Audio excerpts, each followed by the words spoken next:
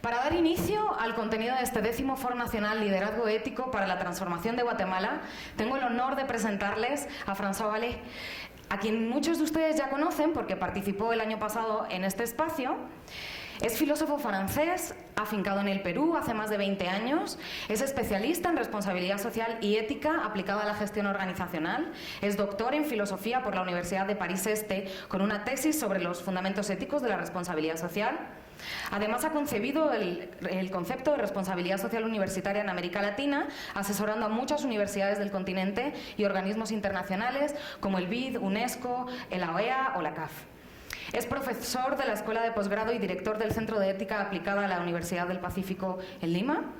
Y también es miembro del Comité Científico de la Red Internacional de Investigación sobre Organizaciones y Desarrollo Sostenible.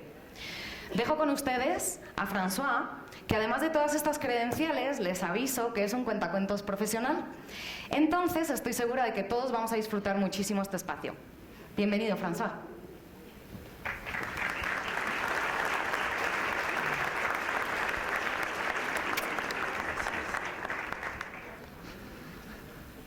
Hola, muy buenos días con todos. Es realmente un honor de volver acá, además de ver rostros amigos, de estar ahí compartiendo en Guatemala, país hermano de Perú, el país que me acogió, donde tengo mi esposa, donde tengo mis hijos, y para mí siempre es muy bonito hacer vivir nuestra América Latina, que tanto tiene que aportar al mundo.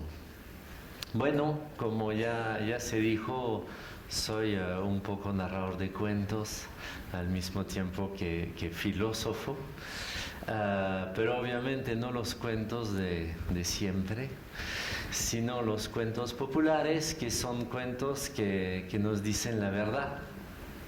Y cuando llegué el martes, se reunieron conmigo los amigos de Centrarse y me contaron que la situación en Guatemala hoy en día es difícil, hay mucha polarización política y vuelven los viejos, las viejas rabias uno contra el otro, y para formar país, como muy bien lo dijo Álvaro, hay que sumarse, hay que unirse, hay que articular.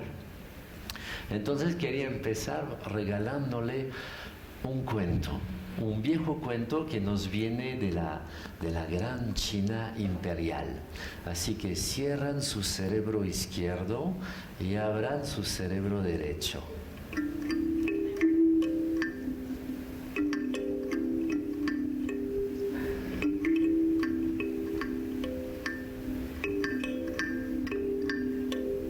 Había una vez, ni dos ni tres, solo una vez. Había una vez y mentira no es. En el gran imperio chino, un caos absoluto, oye.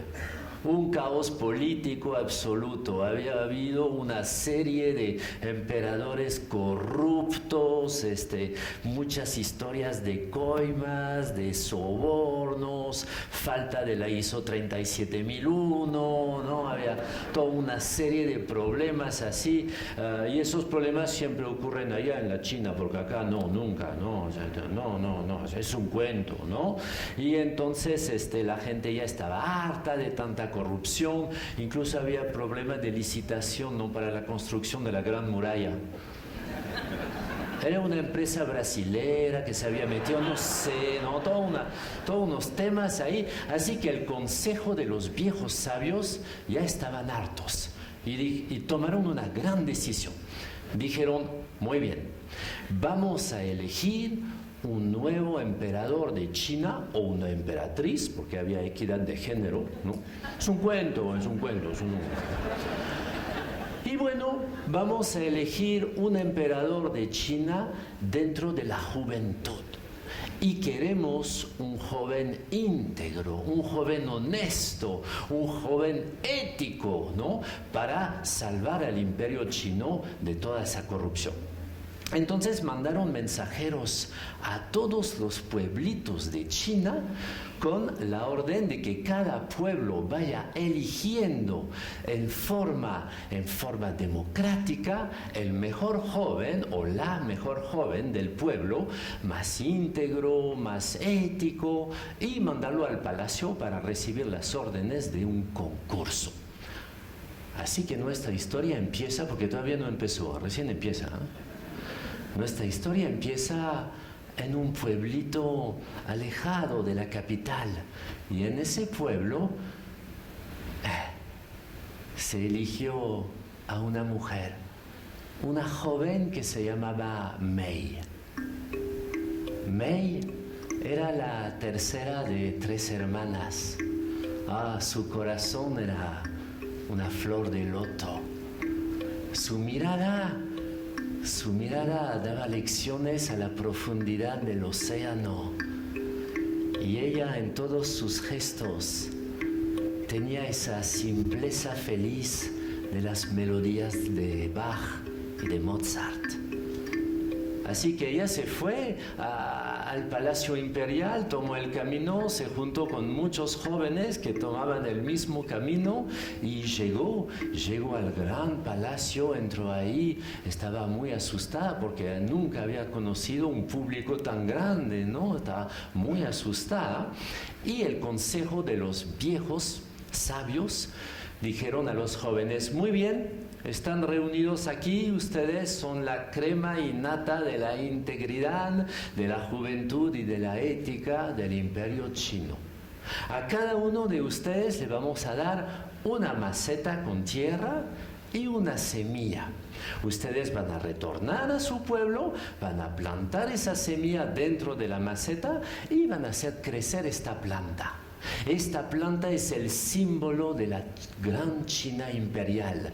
Entonces, dentro de 1 año van a volver aquí, en ese mismo palacio, y cada quien va a mostrar la planta que ha hecho crecer. Y obviamente aquel joven que haya hecho crecer la planta más linda, más fuerte, más hermosa, habrá cuidado bien de la gran China imperial y será declarado emperador o emperatriz de China. Bueno, los jóvenes agarraron toda la maceta, ¿no?, su semilla, y regresaron a casa, y Mei también regresó a casa con su maceta.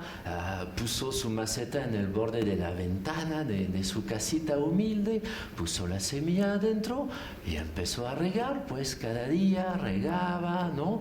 Y pasó 1 semana, nada. 1 mes, nada. 2 meses, nada. Y la gente del pueblo de Mei estaban preocupados. ¿Y Mei, algo crece? No, lo siento, yo voy regando todos los días, he abonado la tierra, pero no crece nada. Bueno, eso significa que yo no sirvo para tareas políticas, así mejor yo me quedo tranquila en mi pueblo y nos olvidamos de este asunto. No, tienes que hacer crecer la planta, además tú has sido elegida, tú eres la representante del pueblo, de todos modos vas a tener que ir. Y llegó el año y no había nada en la maceta, y ella dijo a su pueblo: por favor, déjenme tranquila, por favor, yo no quiero ir al palacio, va a ser toda una vergüenza, voy a pasar una vergüenza, no, entonces no quiero ir. No, tienes que ir, aunque tu maceta esté vacía, tienes que ir. Bueno, entonces ella obedeció al pueblo, agarró su maceta vacía y se puso en camino, así, toda avergonzada, ¿no? Y en el camino se encontraba con jóvenes con su maceta, con unas plantas hermosas, unas flores, ¿no? Todos ahí felices, ¿no? Y ella con su maceta vacía trataba de esconderla, ¿no? Llegó al palacio, todos los jóvenes estaban ahí mostrando la planta linda que habían hecho crecer, y ella estaba en un rincón así contra la pared, avergonzada. Y el consejo de los viejos sabios empezó a mirar todas las plantas. Oh, mira esta qué linda, esa flor hermosa, mira esta, los colores, fantástico. Y de pronto miraron a Mei. Oiga, usted, venga para acá. Y ella salió del fondo, ¿no? Estaba con su maceta toda estéril, con la tierra así vacía.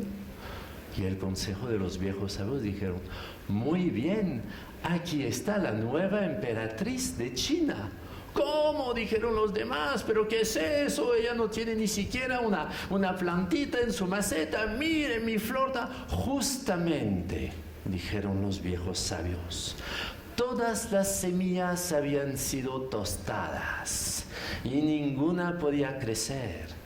Ella fue la única que tuvo la honestidad, la integridad de no cambiar la semilla. Por favor, inclínense todos ante la nueva emperatriz de China.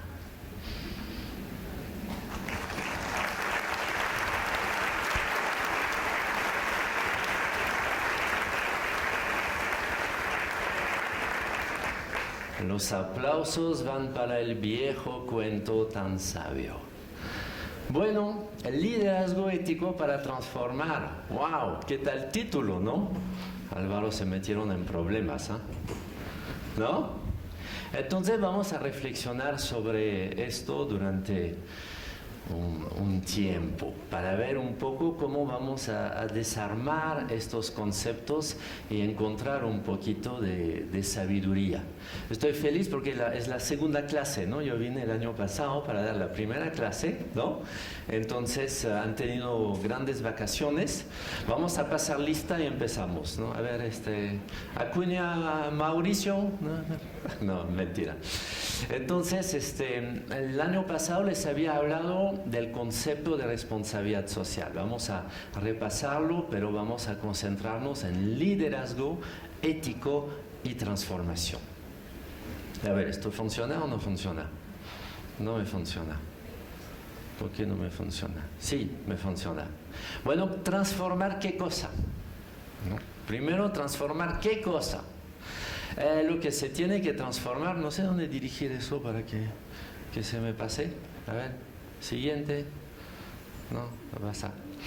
Tenemos que transformar ese estado mundial que tenemos y que realmente es indignante. Le doy un solo dato porque podría multiplicar por 1000, ¿no? Pero el dato que les doy es el dinero del crimen por los rubros de negocios, ¿no? La ONG Global Financial Integrity ha trabajado este tema y fíjense que el primer rubro son las falsificaciones y productos piratas. Obviamente nosotros en Latinoamérica no hacemos eso, ¿no? Porque no es íntegro, no es moral. Fíjense el segundo rubro. Ojo, en un flujo anual entre 1.600 y 2.200 billones de dólares. Segundo rubro, obviamente, tráfico de drogas. Bueno, en Latinoamérica eso no nos sucede, porque no nos toca a nosotros, porque no pasa nada, ¿no? Tráfico de madera, tercer rubro. Y cuarto rubro, y es eso lo que quería mostrarle, tráfico de seres humanos, porque si se trafican los seres humanos en la tierra, es un excelente negocio que trae mucho dinero a muchísima gente. Ha vuelto la esclavitud está entre nosotros. Entonces, lo primero, si queremos transformar y liderar éticamente algo, lo primero es indignarse. Si no estamos indignados, no podemos hacer absolutamente nada. Ahí está, ya me funciona. Entonces estamos en un Titanic planetario, dice Edgar Morin. Y obviamente tenemos que salir de este Titanic porque no es sostenible, no nos va a durar mucho tiempo y no es justo. Para eso, si se acuerdan, el año pasado les había enseñado este cuadro de Goya donde dos hombres pelean, ¿no? Entonces, ¿quién va a ganar la pelea? Pero miren dónde pelean en arenas movedizas. Entonces, obviamente, a la pregunta ¿quién va a ganar la pelea? Ya tenemos la respuesta, ninguno de los dos se van a hundir. El problema de esos dos hombres es que miran los actos y no pueden mirar los... Otra vez, no viene, no. No pueden mirar sus impactos. Y la responsabilidad social no es gestión de los actos nomás, es sobre todo gestión de los impactos. Y los impactos son comunes. El hundimiento no es lo que cada uno hace, es el resultado de la acción de los dos hombres. Entonces es eso lo que hay que entender. Tenemos que gerenciar no solamente nuestros actos en cada una de nuestras organizaciones, sino nuestros impactos entre todas las organizaciones. Por eso es tan difícil entender y gerenciar este tema de la responsabilidad social. Muy bien, entonces ya hemos refrescado la memoria, gestión de impactos, tenemos todo. Pero, no me funciona. Pero si entendemos bien que la responsabilidad social es gestión de impactos, tenemos que acabar con el fair washing, ¿no es cierto? ¿No? Actúo fair, actúo bien, hago la buena acción, distribuyo los cuadernos para los niños pobres en el colegio. ¡Ay, qué lindo! Pero sigo mi core business como siempre, ¿no? Entonces le pongo este dibujo cómico, ¿no? Por fin los tipos que destrozan la selva se ponen responsables, ahora echan gasolina sin plomo en sus sierras motorizadas, ¿no? Estamos súper felices, le vamos a entregar una medalla CEMEFI, ¿no? De empresa socialmente responsable porque tienen gasolina sin plomo, ¿no? Entonces tenemos que transformar esto. No me digas qué haces con los beneficios, dime cómo los obtienes. Eso es el lema de la responsabilidad social. Por favor, tenemos que aprender este lema de memoria. No me digas qué haces con los beneficios, dime cómo los obtienes. Y obviamente hay gente decepcionada con la RSE, nada menos que George Kell, el exdirector del Pacto Mundial. Él lo confesó en 2012, el movimiento es enorme, es muy grande, mire la cantidad de gente que está en esa sala, pero no transforma nada todavía. ¿Por qué no transforma nada? Porque en lugar de gerenciar los impactos entre todos nosotros, nos dedicamos a gerenciar buenas acciones dentro de cada organización. Entonces, obviamente no transformamos nada. Las debilidades de la RSE son muchas, ¿no? No cambia el sistema actual. Siguiente, no me cambia nada esto. No cambia ni el sistema ni el aparato, ¿eh? No genera grandes alianzas para luchar juntos contra los impactos sistémicos. Cada quien lo hace más en forma solitaria y ahí centrarse, tiene que luchar bien contra la forma solitaria de practicar la responsabilidad social. Es mucho más un agregado de buenas acciones que realmente un compromiso para transformar el core business, ¿no? Genera muy poca innovación social, falta audacia. Necesitamos audacia. No se logra superar la sospecha de fair washing en los actos de responsabilidad social. No se logra entender bien lo que es cogestión de nuestros impactos negativos en ecosistemas organizacionales. Uy, qué tal rollo, pero así se define la responsabilidad social. Y el modelo ecológico de desarrollo que la responsabilidad social propone no va acorde con la cultura empresarial en nuestro medio. Todavía falta mucha educación, mucha alfabetización. Para terminar, no pasa nada. Para terminar, el paradigma ético dominante no permite la sensibilización necesaria. De eso quiero hablarles más precisamente en esta charla. A ver, siguiente. Me van a tener que ayudar, ¿no? Porque no me cambia nada esto, ¿no? A ver, ¿qué pasa con eso? Que apuntar siempre hacia allá. Hacia allá, ok. Entonces, ¿cuál ética? ¿Cuál ética debemos trabajar? La ética que nos han enseñado en casa, la verdad que no es lo suficientemente amplia y compleja para poder hacer lo que debemos hacer. Por eso, primero hay que preguntarse, oye, ¿la ética es otra cosa con bla, bla, bla? No, sí es otra cosa con bla, bla, bla. La ética, miren, a ver, se impone un comportamiento de los integrantes de la organización, pero ups, ¿quién dijo eso? Es el código de conducta de Odebrecht. No, pero no se rían, el código de conducta de Odebrecht está muy bueno. No, pero de verdad. Lo pueden acoger para su empresa, ya no tendrán que escribir el suyo, ¿no? Porque ya está, y es muy bueno, es excelente, tiene todos los conceptos, miren, ¿no? Y prevengan incluso la apariencia de actos indebidos, no solamente hay que prevenir actos indebidos, sino la apariencia de actos indebidos. Han previsto todo. Y sin embargo, ya sabemos lo que pasó, ¿no? Entonces, la ética es un bla, bla, bla. No, no puede ser un bla, bla, bla. La ética tiene que ser otra cosa que un bla, bla, bla. Y este aparato es un bla, bla, bla, ¿no? ¿Qué es eso? Ya, ahora sí. Entonces, nuestras intuiciones morales y nuestros artefactos de códigos de ética, etcétera, no son lo suficientemente fuertes para responder a los problemas de hoy. Necesitamos ponernos otros lentes, por eso les he propuesto el año pasado, y parece que ha gustado, los lentes de una ética en 3D. Para entender la ética en 3D tenemos que entender los problemas que permite resolver. Vamos a jugar al juego de Jack le roba la bicicleta a Jill. A ver. No, ahí está. Jack roba la bicicleta de Jill. ¿Jack es culpable? Claro, pues no hay que robar bicicleta, el robo está muy mal. O sea, nuestra intuición ética en el primer escenario funciona muy bien. A ver el segundo. Jack y Jill viven en continentes diferentes, ¿no? Y la desaparición de la bicicleta de Jill es consecuencia terminal de toda una cadena de valor de Jack que va a comprar una bicicleta en una tienda de segunda. Ay, ¿Jack es responsable aquí o no? Les pregunto. ¿Alguien dice que sí, es responsable? ¿Sí? ¿Alguien dice que no? ¿No es responsable? ¿No?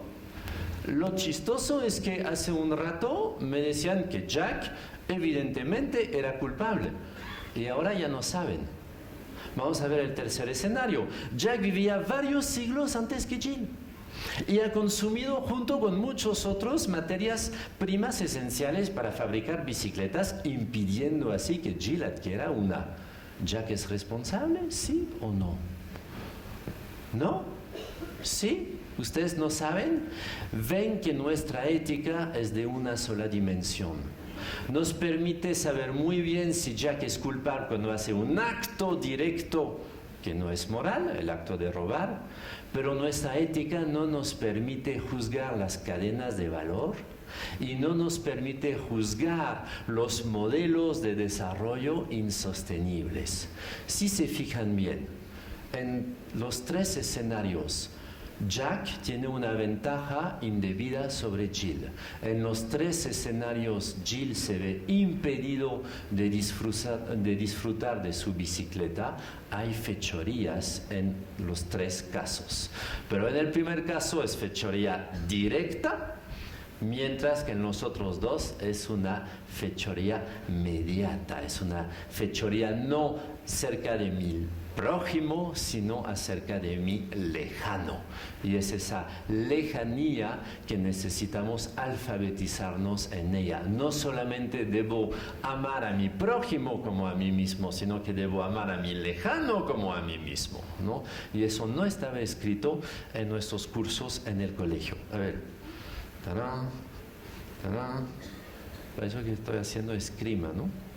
Entonces la ética tiene tres dimensiones y cualquier ética plana en realidad es dogmática, poco inteligente, poco eficaz e incluso inmoral. No me funciona. Ya. Primera dimensión, la virtud. Segunda dimensión, cuando aparecerá la justicia. Tercera dimensión, cuando aparecerá la sostenibilidad, ¿no? Pero debemos practicar todo eso a la vez, las tres dimensiones a la vez. Por eso hablo de 3D, ¿no? Y si no son las tres dimensiones a la vez, la verdad que no vemos nada. Muy bien. Si leen bien eso, ya tienen los temas de la responsabilidad social. Ya los tienen las temáticas de la responsabilidad social empresarial, por supuesto, si aparecen. Fastidioso, me van a tener que ayudar, ¿eh? Primero, el buen gobierno, la compliance, como dijo Álvaro, el buen clima laboral, todos esos temas de virtud entre personas. Segundo, cadena de proveedores, debida diligencia, comercio justo, etcétera, protección de los derechos humanos, ¿no? Y tercera dimensión, obviamente, la huella ecológica, la economía reparadora y no destructora de la naturaleza, ciudades sostenibles, todos los 17 objetivos de desarrollo sostenible de la ONU, ahí están. Entonces, ven que con esa ética sí cubrimos toda la temática de la responsabilidad social. Muy bien, entonces sabemos qué tipo de ética, pero una ética se tiene que gerenciar. Para eso les propongo 5 principios, ¿no? Para ir un poquito más allá de lo que hemos visto el año pasado. El primero es el principio de universalidad. Lo que debemos hacer es lo que todos deberían hacer. Entonces, debemos actuar de tal modo que podamos convencer todos, ¿no?, de que nuestra actuación es universalizable. ¿Llegan todos los principios juntos? Bueno, ¿ya? A ver, el quinto. Ya. Principio de pragmatismo. El segundo principio es el principio de transparencia, obviamente. Hay que actuar de tal modo que los propósitos buscados, ¿no?, sean conocidos de todos, visibles por todos, que no haya esa discrecionalidad que tanto nos permite los sistemas de corrupción. El tercer principio para gerenciar la ética es el principio de discusión. Tenemos que discutir entre nosotros y no debemos temer al conflicto, porque es importantísimo ponernos de acuerdo y no estamos todos de acuerdo, y eso es normal que no estemos todos de acuerdo, ¿no? Entonces hay que tener ese principio de discusión. El cuarto principio es el principio de coherencia. Actuar sin usar medios que van en contra de la universalidad del fin. Eso es bien importante. El fin jamás justifica los medios. Jamás, jamás, jamás. Porque si no, entramos en incoherencias. Pero eso debe conducirnos en un quinto principio que es poco conocido y que a mí me parece muy importante, el principio de pragmatismo. Hay que renunciar a la pulcritud, hay que renunciar a la perfección. Esa misma empresa brasilera que me acabo de burlarme de ella, pues ella puede corregirse, ella puede cambiar y obviamente lo está haciendo ahora, y no somos perfectos nadie. Entonces hay que relajarse un poco con la santidad de la ética que nos han puesto en la cabeza y empezar a trabajar más ese principio pragmático que Álvaro comentó muy bien, con unos buenos indicadores, con una buena línea de ruta, ¿no? Ir poco a poco mejorando, paso a paso, midiendo los avances, etcétera, etcétera. El principio de pragmatismo es muy, muy importante, ¿no? Muy bien, a ver. Entonces, si tomamos esos 5 principios, podemos dibujar una especie de diamante o de cruz ética, donde es importante de ver que la ética en 3D pueda fundamentar esa universalidad que debemos de practicar, donde es importante ver que la visión de cambio es hacia una economía circular, el comercio justo, esos sistemas económicos que nos va a permitir tener muchísimo más impactos positivos, pero muchísimo menos, sobre todo, impactos negativos, ¿no? El cambio es sistémico o no pasa nada. Y finalmente, no viene, ya, el afán de alianzas. Ese es un gran tema, ¿no? Si no nos aliamos, nadie puede resolver sus impactos negativos a solas, ¿no? Ese mismo impacto negativo del Congreso, esa tasa de CO2 que tenemos en ese foro hoy en día, ven que han tenido que aliarse con grupos que hacen esos ecofiltros para empezar a trabajar en poblaciones, etcétera, para empezar a disminuir, a mitigar esa huella ecológica dinámica negativa que tenemos en este foro. Entonces es un trabajo territorial, es un trabajo en la cadena de valor, es un trabajo entre muchos actores. Y en esos actores hay que salir de la caja. No hay solamente actores empresariales, por supuesto. Hay actores ONGs, y vamos a ver que las ONGs son importantísimas desde su propio lado ideológico para ayudar a esa responsabilidad social territorial. Claro que sí. Pero tenemos problemas en nuestra América Latina, ¿no? Tenemos problemas con la ética. La ética universalista entra poco en las mentes. Estamos más con la ética del compadrazgo, es decir, la lealtad a mi grupo de referencia, la lealtad a mi familia, la lealtad a mi promoción, la lealtad a mis amigos, etcétera, etcétera. Y eso es un gran peligro, ¿no? Poner la lealtad antes que la universalidad, ¿no? A ver, porque necesitamos luchar contra ese afán que tenemos todos en América Latina, como el Estado no nos funciona bien, de tener un capital social de vínculo cerrado, ¿no? Yo con mis amigos nos protegemos, ¿no? Entonces, si yo soy rico, si yo salgo de una buena universidad, entre mis amigos tengo un médico, tengo un policía, tengo un viceministro, tengo, ¿no?, un banquero. Entonces, wow, tengo un capital social cerrado muy importante. Y si soy campesino, mi capital social cerrado, ¿cuál es? Otro campesino que tiene exactamente lo mismo que yo, pero no tengo acceso a otras zonas de poder, ¿no? Entonces, en ese capital social cerrado en el cual esa ética del compadrazgo nos encerramos, pues tenemos problemas para entender que la cosa pública, la res pública, ¿no?, lo público es bueno y hay que trabajar para lo público. Entonces, ¿qué pasa en ese círculo vicioso? Hay un déficit de apoyo al sistema social, hay mucha tolerancia a la transgresión, a la corrupción cotidiana. Eso se puede evaluar incluso, gracias, eso se puede evaluar en las encuestas que realizamos en las universidades para ver la tolerancia a la corrupción de los universitarios. Entonces, eso nos hace un mal funcionamiento del aparato público y los problemas éticos los tenemos, ¿no? Y mucha desconfianza frente a la ley, ¿no? Por ejemplo, hay ese lema, en Perú nuestro lema preferido es echa la ley, echa la trampa, ¿no?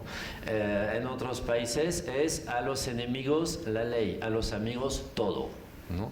Y eso dice muy bien el problema cultural que tenemos y que debemos obviamente resolver. A ver, ¿funciona mejor? Sí. Entonces, ¿por dónde iniciar el cambio? Primero, renunciar a la prédica y la exhortación ética. ¿Se imaginan si estuviera acá diciéndoles hay que ser íntegros, hay que ser honestos?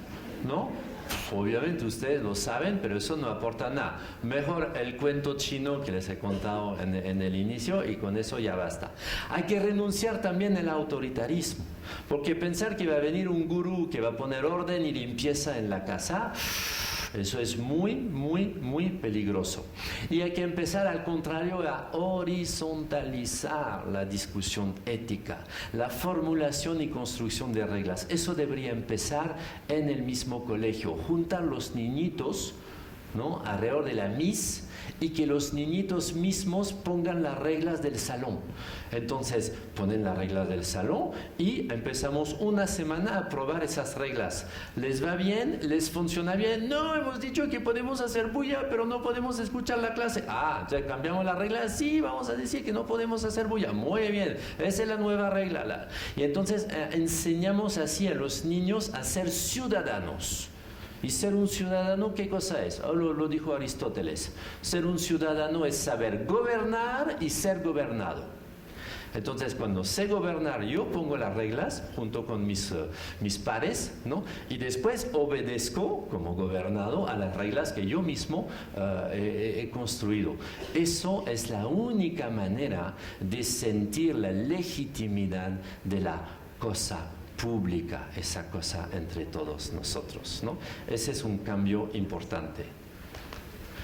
Por donde iniciar el cambio, también crea reglas con las siguientes características. Nos morimos de reglas mal hechas. Y frente a una regla mal hecha, ¿qué me da la gana? Pues no seguir la regla, echa la ley, echa la trampa. Entonces las reglas tienen que ser bien hechas, ¿no? Tienen que ser claras. ¿No? Tienen que ser claras, no dejar esa zona gris, ¿no? De discrecionalidad. Tienen que ser consensuadas, tienen que ser inteligentes, es decir, útiles a la vida pública, justas, intransgredibles. Ya, eso nos duele en América Latina, ¿no? Que no se pueda transgredir, no nos gusta mucho. Y de aplicación estricta con sanción automática. Cada vez que pueden hacer que sea la computadora que da la sanción, háganlo, porque a la computadora no se le puede negociar. Si el sistema dice que no, el sistema ha dicho que no, ¿no? Y finalmente, ¿por dónde iniciar el cambio de aparato? Generar capital social, ¿no? Pero ya no capital social de vínculo cerrado con mi collera, con mis amigos, con mi, ¿no? No. Un capital social abierto, un capital social de asociatividad entre los diferentes actores en la sociedad, ¿no? Y eso pide generar redes, interacciones, vínculos, organizaciones, colaboraciones de relación gana-gana. Tú ganas y yo gano, ¿no? Y la política no puede seguir siendo un juego de suma nula. Miren lo que está pasando en mi país, en Francia, ¿no? Tenemos un nuevo presidente que quiere cambiar un poco esa regla de soy o de derecha o de izquierda, ¿no? Entonces en su nuevo gobierno ha nombrado gente muy buenos de izquierda y de derecha. Respuesta inmediata de los partidos: ajá, entraste en ese nuevo gobierno, te echamos del partido. Entonces, en lugar de tener una visión de país, los partidos políticos tienen una visión de compadrazgo. Ven que ese tema del compadrazgo no es solamente latinoamericano, ¿eh? Por si acaso. Entonces, si seguimos... ¡Ay, no! Ya. ¡Ah, no! Está terrible esos aparatos. Ayúdenme, por favor. ¿Qué pasa ahí? Ahí está. ¿Qué liderazgo? ¿Qué liderazgo debemos tener? Es complejo, ¿eh? Ese concepto de liderazgo nos equivocamos fácilmente. Lo transformamos rápidamente en jefatura. El liderazgo no es la jefatura, ¿no? Entonces, a ver, ahora sí quiero que cambie. No, que cambie uno, no dos. Socorro, ayúdenme, ¿sabe qué? A pasar las diapositivas así. Ahí está. Bueno, si fuéramos colectivamente inteligentes, ya hace buen tiempo que estaríamos en una economía circular, más incluyente, ¿no? Más amable con la naturaleza y bla, bla, bla, bla, bla, bla. Y todos esos lindos dibujos de esas manos que se acercan para cuidar la tierra y las plantas, pues hubiéramos realizado ese modelo. Si fuéramos colectivamente inteligentes. Ojo, cada uno de nosotros, aquí y ahora, tenemos 100.000 millones de neuronas interconectadas en un cerebro que es una maravilla.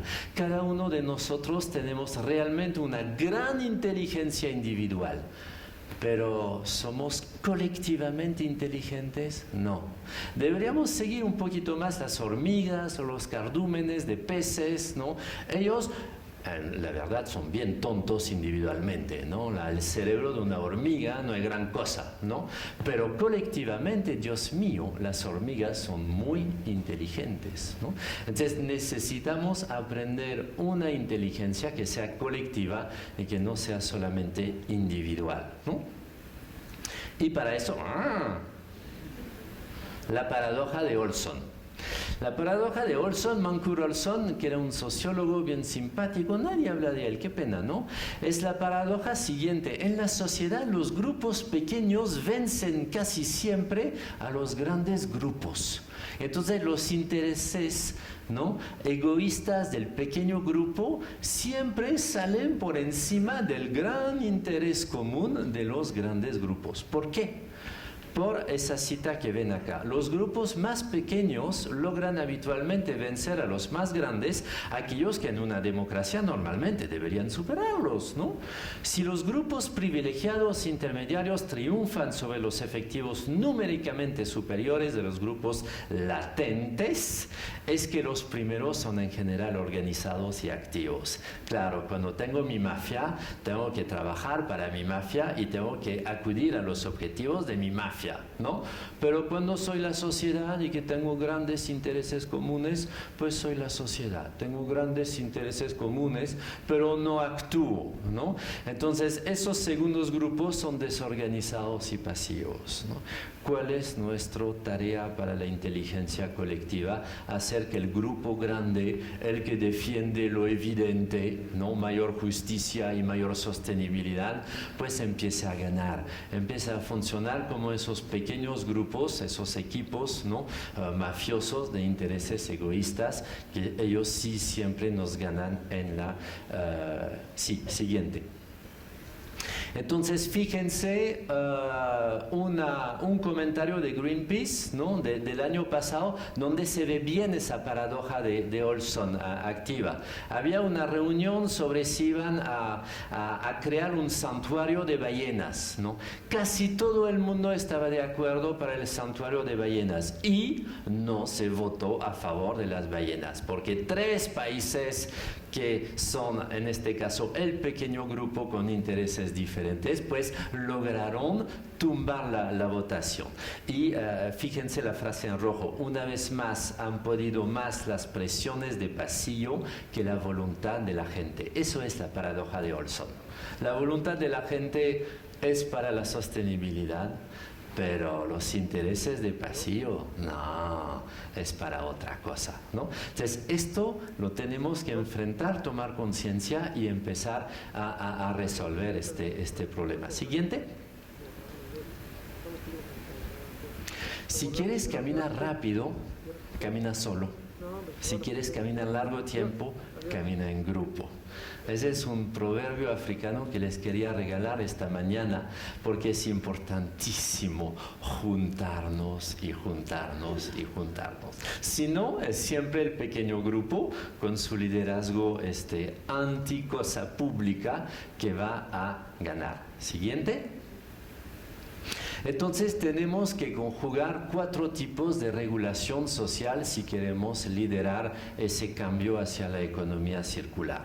Y ahí hay que dejar un poco ese tema ideológico de saber qué cosa es mejor para el país, ¿no? En realidad, los seres humanos tenemos 4 tipos de regulación.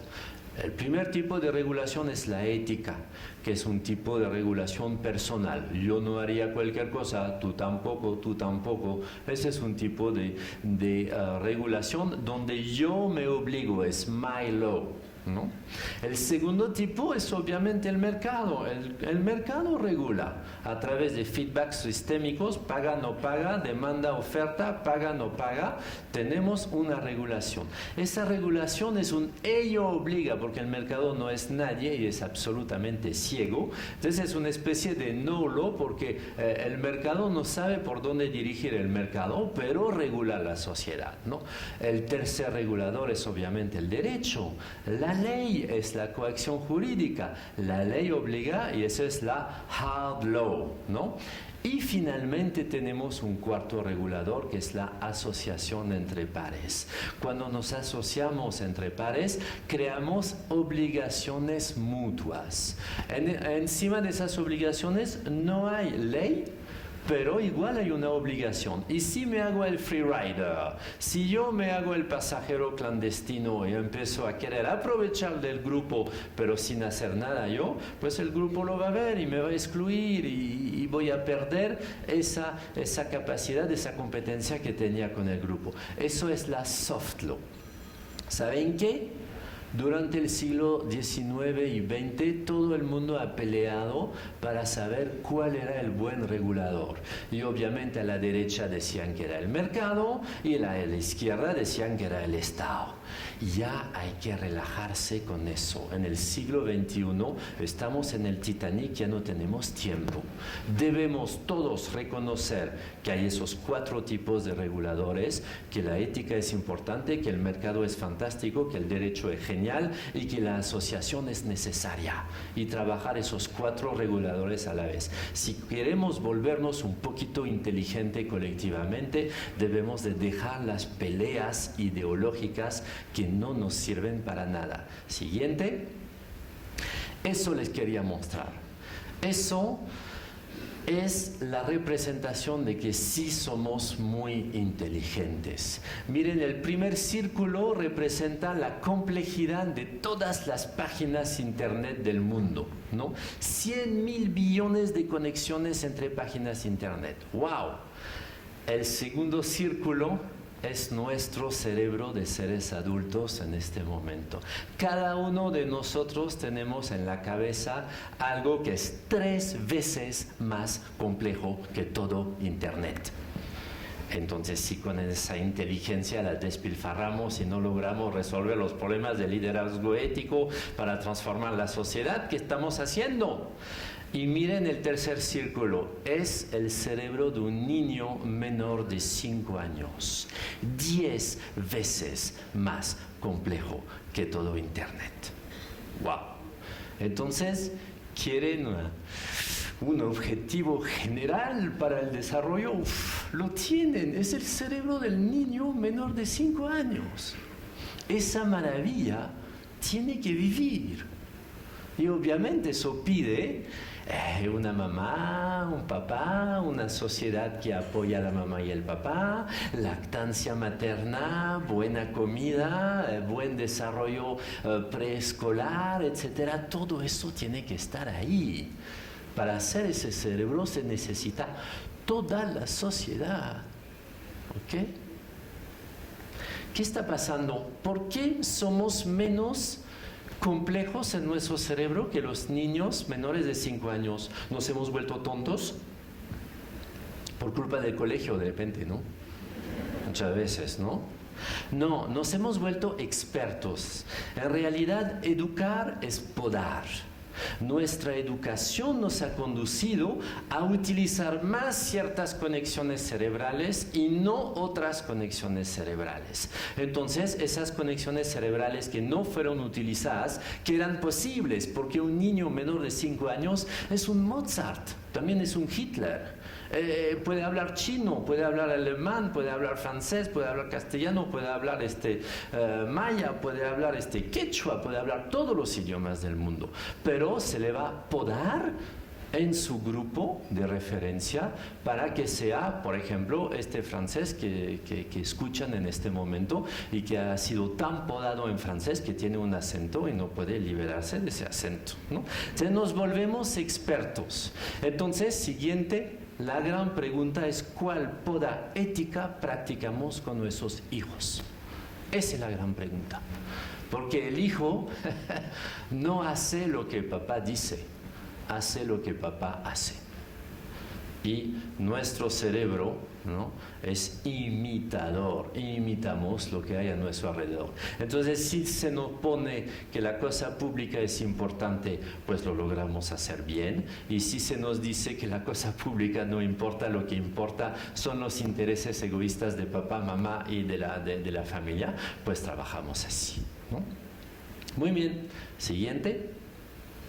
Entonces, la ética no se da a través del bla, bla, bla, del código de ética. Se da a través de prácticas. Y las prácticas básicamente son nuestros actos, nuestras rutinas cotidianas, nuestros contextos. Siguiente. Entonces, este niño, pueden ver que él sigue a sus profesores en el patio del colegio. Y hace como ellos, se pone las manos atrás. Ese niño es inteligente. Le han dicho que estaba en el colegio para aprender. ¿Y cómo hago yo para aprender?, se dice el niño.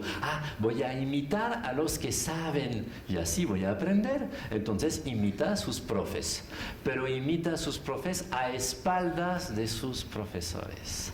No es currículo oficial, es currículo oculto lo que está aprendiendo el niño. Entonces, muchísimo cuidado con nuestros comportamientos. Entonces, crear una cultura organizacional sana se enfrenta a qué en la empresa? A la cultura laboral con el cual los empleados llegan a la empresa. Y esa cultura laboral se construyó desde chiquitos en el colegio. Les doy un buen consejo. Si quieren tener colaboradores democráticos, capaces de discutir, de ponerse de acuerdo, de edificar buenas reglas, tienen que ir a ver cómo se les enseña en la escuela primaria. Y ahí van a ver si en la escuela primaria se les enseña a ser ciudadanos o a ser solamente chicheñora, ¿no? Que obedecen a la maestra, el maestro que infunde el gran saber desde su autoridad que no debería tener, ¿no? Entonces todo eso está internalizado desde la niñez. ¿Qué? ¿Tengo que apagar? No, quiero seguir. Dame 2 horas más y ya me voy. No, mentira, se va a terminar. Pero es difícil de cambiar de patrones éticos, es lo que le quería decir, pero sí es posible. La siguiente. Lo que es importante es de ver que la misma organización mental e institucional de siempre dará los mismos resultados de siempre. Le pongo un dibujo cómico, pueden ver que ¿no? Lo que cae de los pájaros de arriba, por ley de la gravedad, llega sobre los pájaros de abajo. Einstein lo dijo todo, no se puede resolver un problema con el mismo tipo de pensamiento que lo ha creado. Entonces, lo primero que debemos ver es cómo están las estructuras de nuestras organizaciones. Si son así de jerárquicas, no vamos a resolver gran cosa. Siguiente. Tenemos que ponernos en círculo. La buena organización para los seres humanos es esta, que me encanta, el círculo, ¿no? Estar todos más o menos a la misma altura. Siguiente y siguiente, ¿no? La ética nunca es algo individual, sino es algo colectivo, ¿no? Si no la pensamos juntos, no lo vamos a lograr. Por eso a mí no me gustan los códigos de ética, porque parece ser que es la ley que baja del cielo, ¿no? Dictada por no se sabe quién, y que tenemos que respetar algo que no hemos discutido juntos, ¿no? Hay que ponerse en círculo. Siguiente. Y para eso hay que tener un nuevo liderazgo. Para estudiar el liderazgo les propongo esta matriz. Intensidad de la coacción que se aplica y protagonismo de la autoridad que lo aplica. Entonces, siguiente, cuando tenemos mucho protagonismo y mucha coacción, tenemos al jefe autoritario, por supuesto. Después tenemos al gurú carismático, ¿no? Después tenemos al sistema burocrático. Y finalmente tenemos al facilitador de desarrollo humano. Necesitamos, ¿saben qué? Esos 4 tipos de liderazgo. No piensan que les voy a decir, necesitamos solamente el facilitador de desarrollo humano. Depende de la situación. Hay momentos, hay que ser autoritarios para resistir a quien quiere cortarme, porque yo he venido en avión, entonces voy a terminar mi PowerPoint, porque si no he venido en vano, ¿no? Siguiente. ¿Qué necesitamos? Necesitamos mucha efectividad colectiva, y para eso necesitamos protagonismo y coacción. Necesitamos también protagonismo y poca coacción, porque necesitamos motivación individual, que la gente se motive. Necesitamos también mucha sostenibilidad colectiva, y para eso un buen sistema burocrático es importante, porque cual sea el jefe, el sistema funciona, ¿no? Y también necesitamos mucha autonomía individual, porque necesitamos creatividad. Todo eso lo necesitamos. Siguiente. Para eso necesitamos trabajar en redes de colaboratorios, como se dice hoy día. Heterarquía, es decir, ya no jerarquía, sino heterarquía, es lo que permite Internet, ¿no?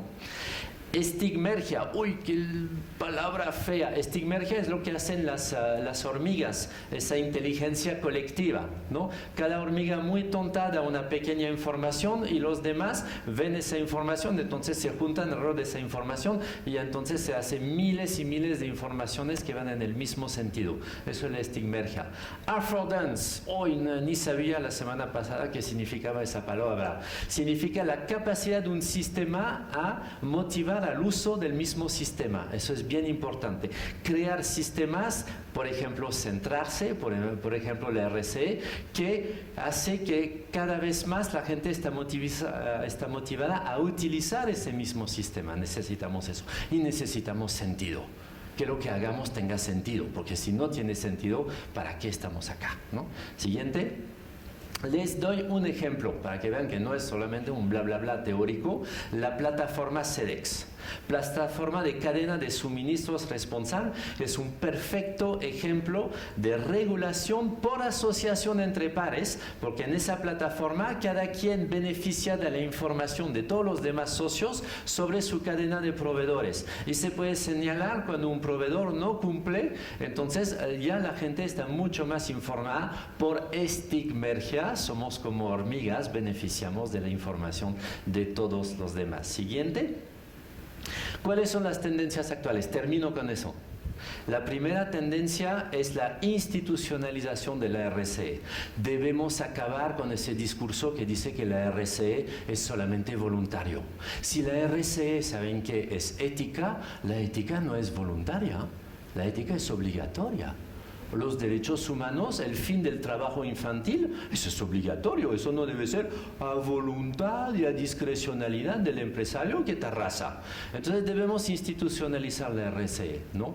Miren como Francia, el 21 de febrero de este año, y nadie habló de eso, pero es fundamental, pasó una ley que pone los principios rectores de la ONU sobre derechos humanos y empresa en la ley francesa, que obliga que ahora todas las empresas de más de 5.000 empleados con sede en Francia van a tener que hacer su debida diligencia y lo van a tener que presentar al Estado a partir del 1 de enero de 2018. Y si no lo hacen, pues le va a ir mal y el Estado le va a decir, ¿por qué no tienes un plan de debida diligencia en toda tu cadena de proveedores? ¿No? Entonces, ¿se imaginan ese cambio? Es un cambio fantástico. Siguiente. Greenpeace, el gran enemigo, la ONG que impide, ¿no?, hacer negocios, etc. Greenpeace es esencial para la RCE. Miren cómo han perseguido Apple durante años, ¿no? Tus celulares se ensucian, tus celulares no son sostenibles. Pues Apple finalmente ha acudido. Y dice, ok, a partir de ahora voy a usar materiales 100% reciclados. Fíjense la reacción de Greenpeace. ¿Quién será el siguiente? Porque la idea de la ONG es de transformar todo el sistema. Entonces es muy bien que tengamos esas ONGs, Amnesty International, Oxfam, Greenpeace, sí, Oxfam también, duele, ¿no? Pero Oxfam también, que empujan al sector privado hacia el cumplimiento de lo que debían cumplir. La RCE está entre todos, no está solamente en las empresas. Entonces es eficaz el boicot y el boicot, porque cuando mi empresa es buena, pues la gente prefiere mi empresa. Ese es un boicot, ¿no? Y eso también la ONG lo permite hacer. Siguiente, y ahí voy a terminar. Pues también en Francia, curiosamente, en enero de este año, termina bien el gobierno, empezó muy mal, pero terminó bien, ¿no? Hicieron el primer bono soberano verde, el Green Bond, State Green Bond, ¿no? Y Francia quiso reunir 7 billones de euros para el desarrollo sostenible. Todo el mundo se reía. ¿Cómo te van a financiar 7 billones para el desarrollo sostenible? Pues en 2 días cosecharon 23,5 billones de euros, ¿no?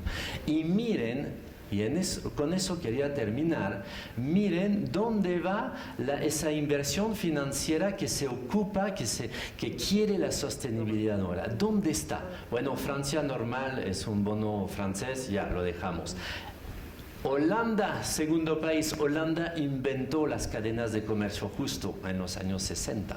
No es cualquiera. Inglaterra como tercero. Oye, pensábamos que había Brexit. No, Inglaterra está muy ligado al desarrollo sostenible. Obviamente los países nórdicos, Alemania, Italia, etc. Todo eso viene de Europa. Miren la ridiculez de Asia y Medio Oriente y miren la vergüenza de América. Ni 2% ha metido en ese Green Bond. Me dejo entender por dónde sopla el viento del desarrollo sostenible, que Central se ha puesto alrededor de su propio siglo, que me parece muy bien, ¿no? Pues ese desarrollo sostenible sopla con vientos europeos en este momento. Lo siento decir, pero América, con su vecino de arriba, no está en la dirección correcta, ¿no? Entonces, Latinoamérica debe tomar un liderazgo, porque Latinoamérica es América Latina y en ese sentido debe ir hacia esa ética universalista, esa ética del desarrollo sostenible. Siguiente. Estamos en el Titanic, tenemos que pasar al Arca de Noé. Entonces, en este momento, todos van a aplicar su cerebro 3 veces más complejo que Internet para tumbar al Titanic y quedarnos con el Arca de Noé. A ver, su fuerza mental. Vamos. Siguiente. Ajá, está funcionando. ¡Sí! ¡Lo logramos! Nos quedamos con el Arca de Noé. Muchísimas gracias.